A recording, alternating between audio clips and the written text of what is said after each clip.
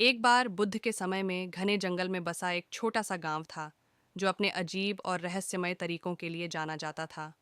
अफवाहें फैल गईं कि इसमें न केवल लोग रहते हैं बल्कि बंदरों की एक सेना भी रहती है जो मानव भाषण को समझते और उसका पालन करते हैं।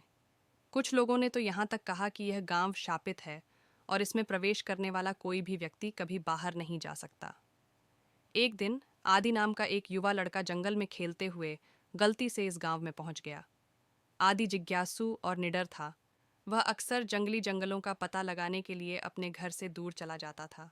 जैसे ही वह गांव के पास पहुंचा, उसे हवा में अजीब सी फुसफुसाहट सुनाई दी, मानो हवा ही उससे बात कर रही हो। लेकिन यह हवा नहीं थी, यह बंदर थे। वे लगातार बातें करते रहे, लेकिन आदि इतना घबराया हुआ था कि वे उसे गहरी बुद्धिमान आंखों से देख रहे थे। गांव वाले भी अजीब तरह से दूर दूर लग रहे थे, मानो वे किसी गहरे रहस्य के साये में रह रहे हों। आदि युवा और मासूम होने के नाते एक ग्रामीण के पास गया और पूछा, यहाँ इतने सारे बंदर क्यों हैं? ग्रामीण, जिसकी आंखें घबराहट से पेड़ों की ओर घूम रही थीं, फुसफुसाया, छोड़ो बच्चे, यह आपके लिए कोई जगह नहीं है। बंदर, वे शापित हैं। इससे पहले कि आदि कुछ और पूछ पाता, उसे पीछे से जोर से चीखने की आवाज सुनाई दी। एक विशेष रूप से बड़ा और खतरनाक बंदर प्रकट हुआ जो सीधे उसे घूर रहा था। लड़के को अपनी रीढ़ की हड्डी में ठंडक महसूस हुई, लेकिन कुछ ने उसे रुकने के लिए मजबूर कर दिया। जैसे ही बंदर उस पर छलांग लगाने वाला था, पीछे से एक शांत आवाज आई। डरो मत बच्चे, आवाज ने कहा। आदि ने मुड़कर देखा तो उसके सामने एक शांत व्यक्ति खड़ा था। यह बुद्ध थे, जो गांव की परेशानियों के बारे में सुनकर गांव आए थे। उनकी उपस्थिति शांत हो रही थी और बंदर, यहाँ तक कि बड़े भी, तुरंत शांत हो गए। ग्रामीण उसकी शांतिपूर्ण आभा से आकर्षित होकर अपने घरों से बाहर आ गए। बुद्ध आदि को देखकर मुस्कुराए और बोले, मेरे साथ आओ युवा, इस गांव में जितना दिखता है उससे कहीं अधिक है। वे गांव में एक साथ घूमे और बुद्ध ने समझाया, ये बंदर कभी मनुष्य थे, लेकिन अपने लालच के कारण उन्हें शाप दिया गया था। वे जंगल पर कब्जा करना चाहते थे, प्रकृति के संतुलन को नज़रअंदाज करते हुए अपने लाभ के लिए इसका दोहन करना चाहते थे। गांव के नेता ने जंगल में रहने वाली एक आत्मा के साथ एक समझौता किया, लेकिन आत्मा ने उनके लालच से क्रोधित होकर उन्हें शाप दे दिया। ग्रामीणों को तो बचा लिया गया, लेकिन उनका लालच बना रहा और इसलिए बंदर एक अनुस्मारक के रूप में बने रहे। आदि ने पूछा, क्या श्राप हटाया जा सकता है?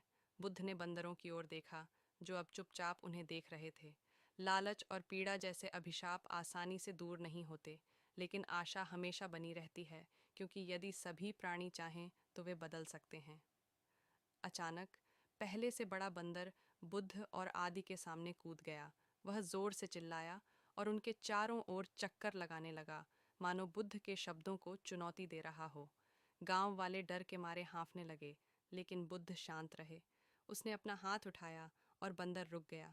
बुद्ध ने कहा, डर की कोई ज़रूरत नहीं है।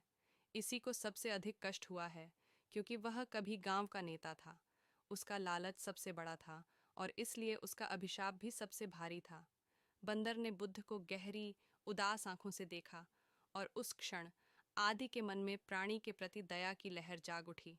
बिना सोचे समझे लड़का आगे बढ़ा और धीरे से अपना हाथ बंदर के बालों पर रख दिया। आदि ने फुसफुसाते हुए कहा, तुम्हें अब ऐसा नहीं बनना है। सभी को आश्चर्य हुआ जब बंदर की आंखें नम हो गईं और उसके चारों ओर हल्की रोशनी चमकने लगी। धीरे धीरे प्राणी रूपांतरित होने लगा, उसके बाल सिकुड़ने लगे और उसके अंग सीधे होने लगे, जब तक कि उनके सामने एक आदमी खड़ा नहीं हुआ। एक आदमी जो अपने लालच में खो गया था, अब एक बच्चे की सरल करुणा से मुक्त हो गया। गांव वाले आश्चर्य से हाँफने लगे और अन्य बंदर उत्साह से बकबक करने लगे। बुद्ध आदि की ओर मुस्कुराते हुए बोले, करुणा किसी भी अभिशाप को तोड़ सकती है, क्योंकि समझ और